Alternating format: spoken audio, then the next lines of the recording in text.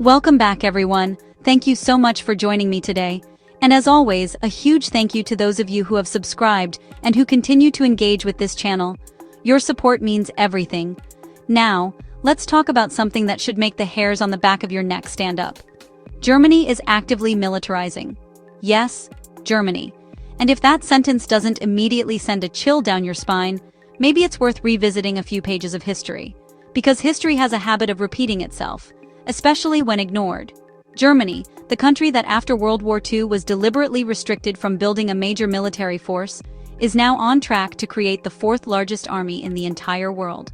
Let that sink in for a moment. The official justification? Germany claims its army simply isn't strong enough for the challenges of the modern world. That's why Berlin is pouring money, more money than at any time since the Cold War, into rearmament. The constitution has been tweaked, massive borrowing is underway, and government officials are openly saying Germany faces a major threat. But the real question is, what could possibly go wrong?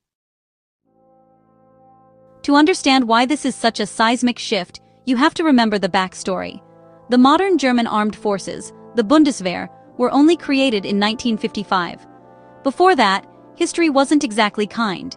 There was the Wehrmacht, the Nazi-era military machine from 1935 to 1945. Before that, the Reichswehr during the Weimar Republic from 1919 to 1935. And before that, the Imperial German Army. Each iteration played a central role in the wars that shook Europe to its core. When World War II ended, the Allies had one non-negotiable demand. Germany was not to have an army capable of wreaking havoc ever again. The Wehrmacht was dissolved, military uniforms and symbols were banned. And for decades, Germany lived under the strict condition that it would never militarize in the same way again. But slowly, gradually, those restrictions eroded. The Cold War brought new pressures. NATO demanded Germany take on some responsibilities. The Bundeswehr was formed, but always under strict scrutiny. The idea of German rearmament was fiercely debated for decades. Even within Germany, many wondered whether the Bundeswehr should even exist at all. And yet here we are in 2025. Those old lessons are being brushed aside. A new reality is setting in. Germany is rearming at breakneck speed. According to Politico and other reports, Germany is committing 83 billion euros to military spending. That's not pocket change. That's a rearmament plan on a scale not seen since the Cold War. But here's where it gets even more revealing. At the very same time, Germany is cutting social programs at home. So, while pensions and welfare budgets shrink, billions are being poured into tanks, frigates, and fighter jets. If you ever needed proof of where the government's priorities truly lie, this is it. And here's another twist. Only 8% of that 83 billion is going to American defense companies. The overwhelming majority is staying in Europe. German firms especially are cashing in. That is a strategic shift that could have far-reaching consequences, not just for Germany, but for NATO, the EU, and the entire global arms race. Let's add one more complication. Germany is now in its third straight year of recession. The so-called powerhouse of Europe has stumbled. Its industrial base is struggling. Heavy industries like steel and machinery, once the pride of the nation, are losing their competitive edge. And yet, those very industries are now finding salvation in military spending. Take steel companies, for example.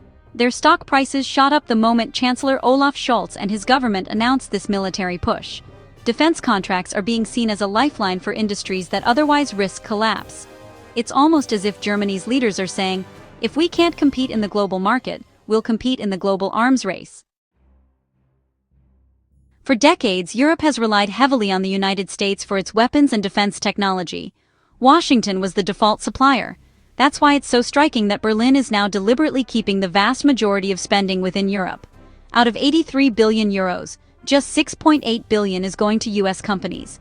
The rest is staying at home. And that's not an accident. This is part of a bigger vision. A vision of strategic autonomy.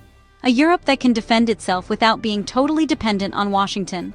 Whether that's realistic or not is another question entirely. But clearly, Berlin wants to create a European defense industrial base that can stand on its own.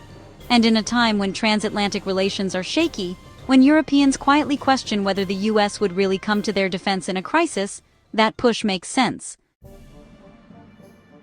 So where exactly is all that money going?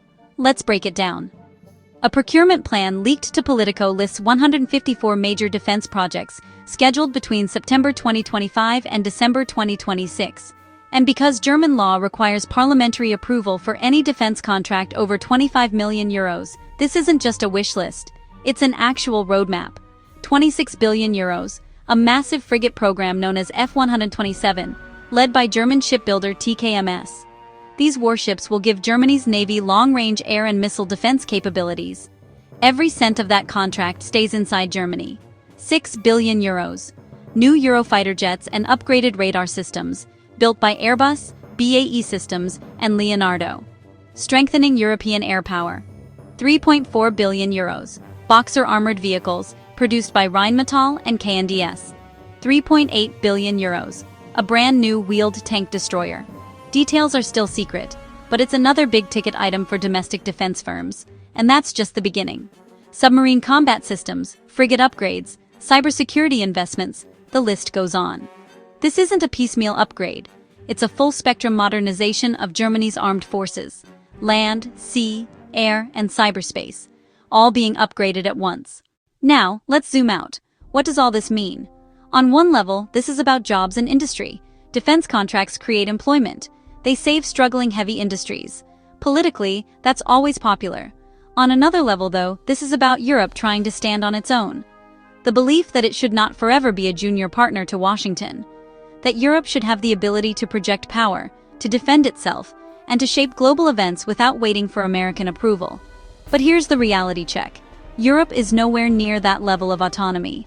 Its armies are fragmented. Its defense budgets are controlled by individual governments, not Brussels. And when push comes to shove, NATO, and by extension the US, is still the real backbone of European security. So what we're really seeing is not independence, but preparation.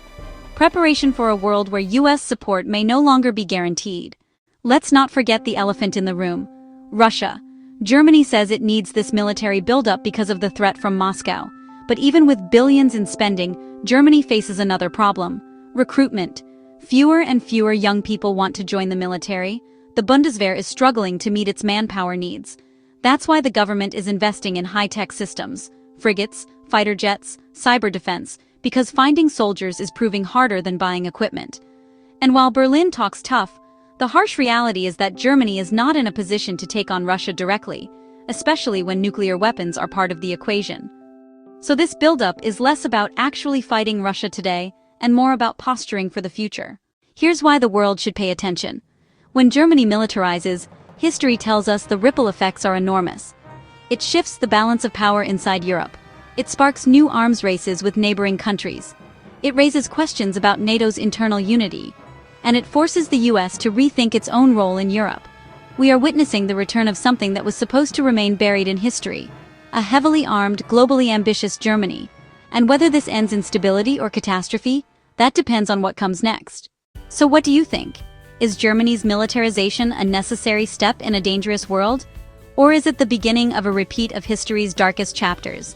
Is this about defending Europe, or about building an independent power bloc that could one day rival the United States itself?